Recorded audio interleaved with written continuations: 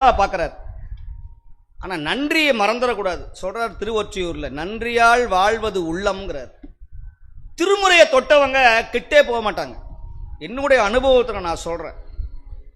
சுவாமிக்கு திருமுறையை மட்டுமல்ல, அப்போ எனக்கு திருமுறை பாட தெரியாது. சங்கு முழங்கப்பா, சங்க ஊது, விருப்போடு வெண்சங்கு ஊதா ஊரும்னார். கிருஷ்ண பரமாத்மாவே சங்கு ஊதுறாரியா? மற்றவங்களாம் ஊதுற சங்கு வேற, அடுத்தவனுக்கு ஊதுற சங்கு ஊன்னு ஊதிருவான். ஆனால் நம்ம ஊதுற சங்கு யாரு கேட்கணும்?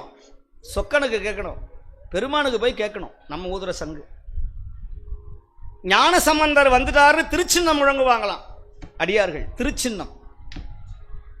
இதை காரைக்கால் அம்மையார் கிபி 2ஆம் நூற்றாண்டிலேயே மிக அழகா சொல்றாங்க. இந்த கைலாயத்திலிருந்து வாத்தியம் வந்தது, இசை வந்ததுன்னு அவர்கள் சொல்றார்கள். நான் நிறைய இடத்த சொல்லியிருக்கிறேன். இந்த கைலாய வாத்தியத்திலே இப்ப இருக்கிறதா ஒரு 5-6 வாத்தியம் தான் இருக்கு.